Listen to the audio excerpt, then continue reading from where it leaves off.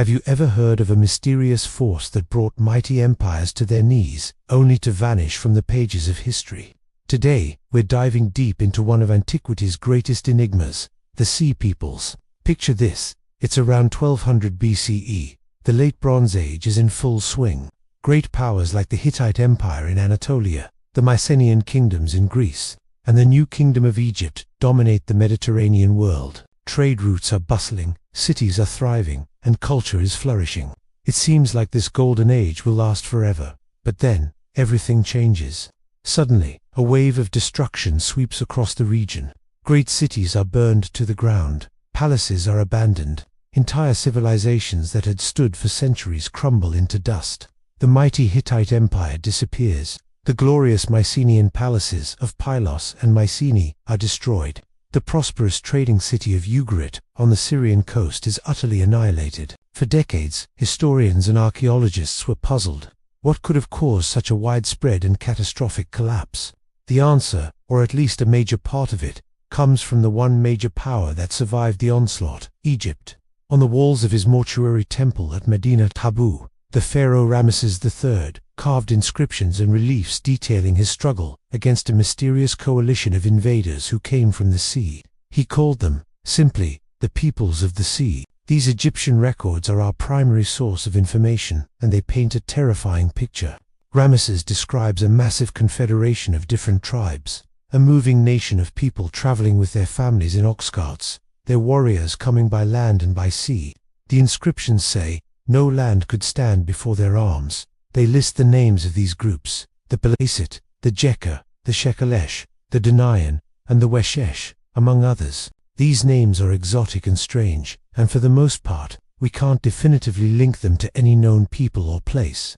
Ramesses III claims to have won a great victory against them in a massive land and sea battle around 1177 BCE. The reliefs at Medinet Habu show a chaotic naval battle, with Egyptian ships clashing against the Sea People's vessels. The Egyptian soldiers are depicted as disciplined and organized, while their enemies are shown with feathered headdresses and round shields, fighting desperately. Ramesses boasted of his triumph, claiming to have utterly crushed the invaders and settled the survivors within his borders. But even in victory, the cost was immense.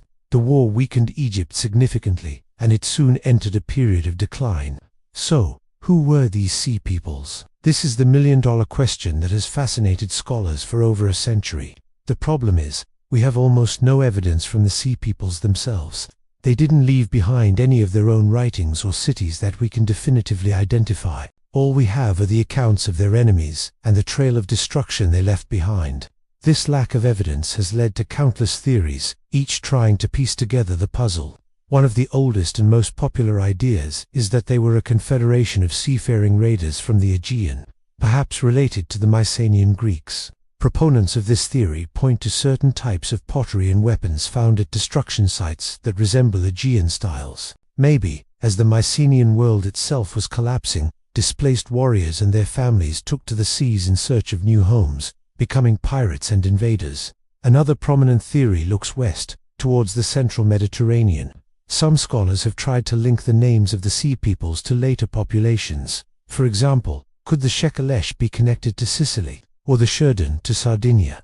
This is tantalizing, but the linguistic connections are often speculative and hard to prove. It's possible that groups from these areas were part of the coalition, but it doesn't explain the whole phenomenon.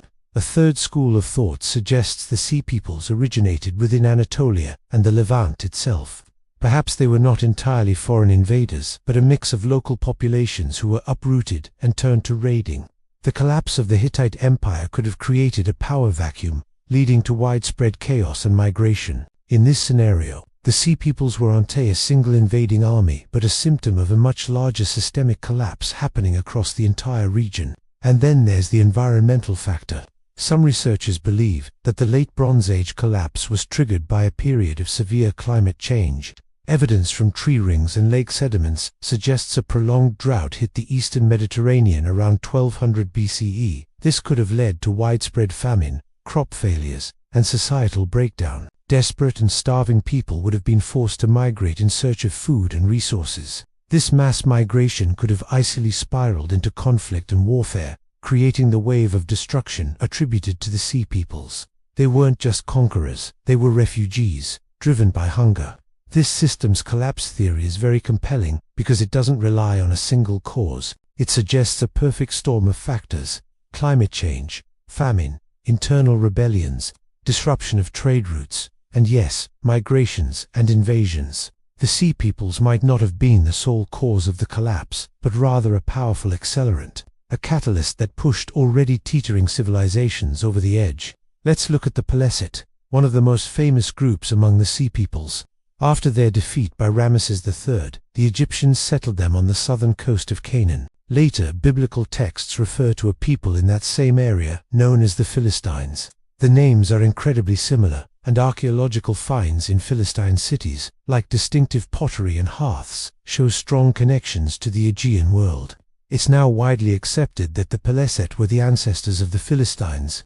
This is one of the few instances where we can trace what happened to one of these groups after their disappearance. They didn't just vanish, they integrated and became a new people in a new land. But what about the others? The Jekka, the Denayan, the Weshech? Their fates are completely unknown.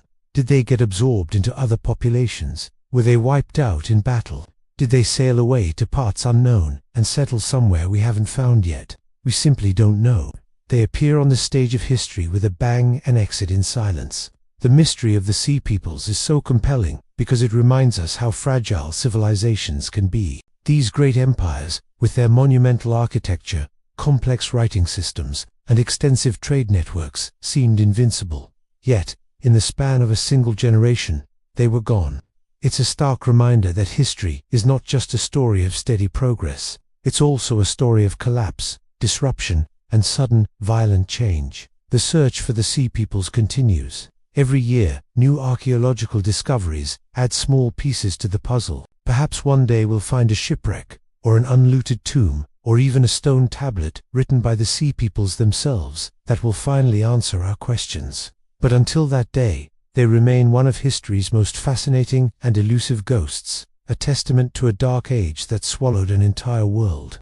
Their story is a powerful lesson from the past, a dramatic tale of collapse and transformation that still echoes down to our own time. What do you think? Were they displaced warriors, climate refugees, or something else entirely? Let me know your theories in the comments below.